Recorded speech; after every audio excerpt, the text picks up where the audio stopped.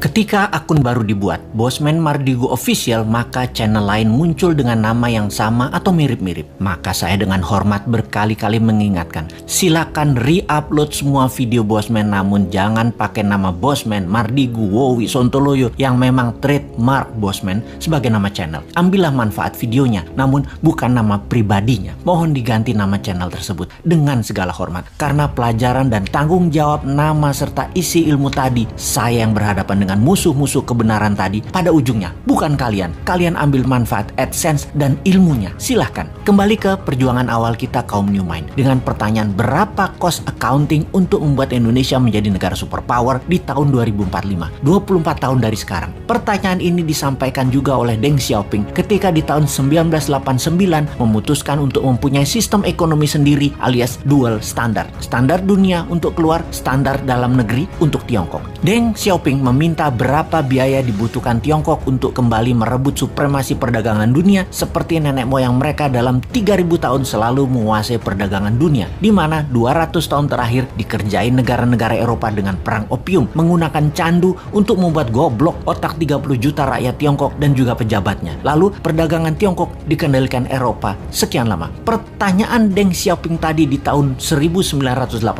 dijawab dan benarlah 20 tahun setelahnya Tiongkok menjadi negara maju, dan 20 tahun kemudian, yaitu sekarang, Tiongkok menjadi kekuatan yang ditakuti.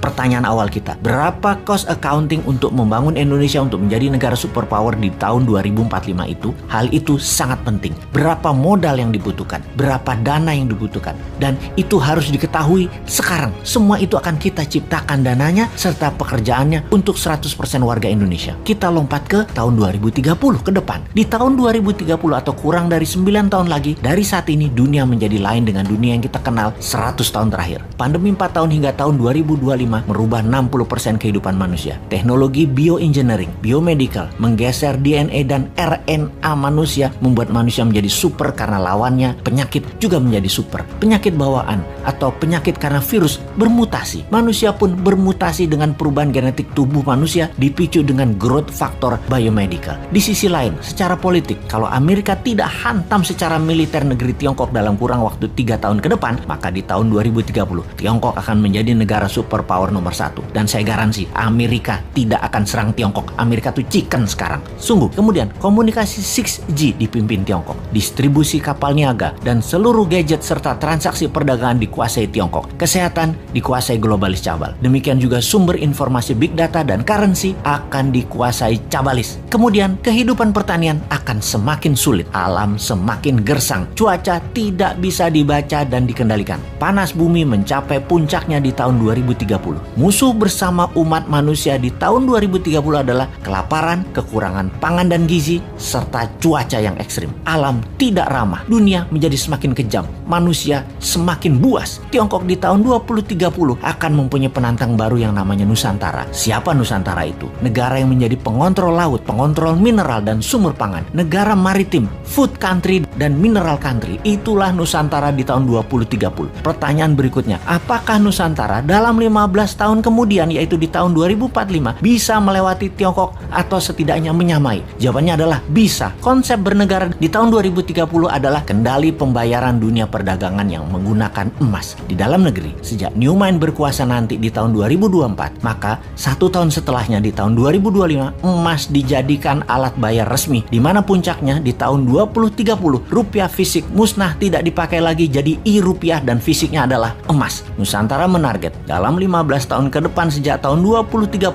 transaksi dunia 50% memakai emas. Itulah awal Nusantara menjadi negara superpower di tahun 2045. Kunci penting berikutnya di periode 2045 sampai 2070, di mana dunia sepakat tidak akan ada lagi perang militer, namun semua negara berkolaborasi merubah dunia menjadi lebih baik. 2045 hingga tahun 2070, Nusantara menjadi negara superpower yang memimpin garda terdepan pejuang lingkungan hidup, kesehatan, edukasi, dan sustainable eco-living. Nusantara memimpin perbaikan alam selama 15 tahun hingga tahun 2070. Kemudian sejak tahun 2070, inilah awal perdamaian dunia 1000 tahun yang juga dipimpin Nusantara. Terlihat indah? Tidak mungkin. Ada yang berpikir begini nggak di pejabat incumbent atau oposisi? New Mind memang sontoloyo. Tapi kita semua tahu, semua impian ini pasti terjadi. Inilah mengapa video kita dan channel kita ditakuti pemakai pemahamannya. Selamat datang masa depan di tangan New Mind.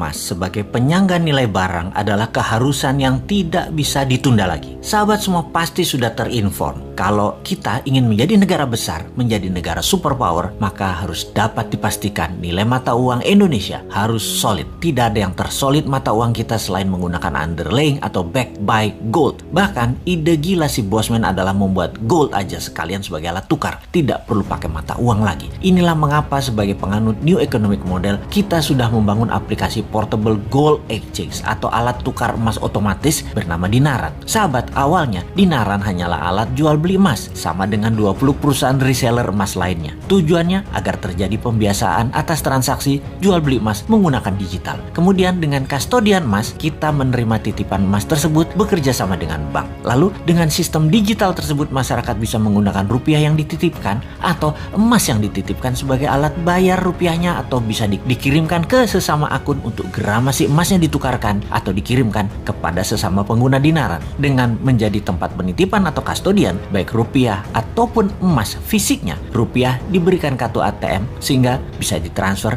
kemanapun. Fisik emasnya selama ini dikirimkan ke seluruh Indonesia kalau dibutuhkan fisiknya untuk diambil. Kalau dititipkan ke kastodian Dinaran, maka rupiah bisa menjadi alat bayar dan bisa diambil melalui ATM. Kalau emasnya bisa jadi alat tukar. Menukar barang dengan gramasi emas, sistem inilah keunggulan Dinaran, yaitu fitur beri emasnya. Dan sebentar lagi akan hadir ATM Gold, di mana ATM tersebut Anda bisa ambil fisik emas setiap saat. Inilah revolusi. Ketika semua merchant mulai menerima emas sebagai alat tukar, maka dunia berubah telak. Namun kita tahu sampai nanti New Mind mendapatkan mandat, maka sistem transaksi emas sebagai alat tukar belum bisa bekerja penuh. Kita harus bersabar. Indonesia akan menjadi penguasa dunia pertukaran emas ketika New Mind mulai berkuasa. Di tahun 2025 kita akan punya dua sistem pembayaran rupiah dan pertukaran emas. Emas ibarat renminbi beredar di dalam negeri, rupiah seperti yuan beredar di luar negeri. Dan ketika digunakan jaminan negara cadangan deposit emas yang di gunung sebagai underlaynya, maka e-gold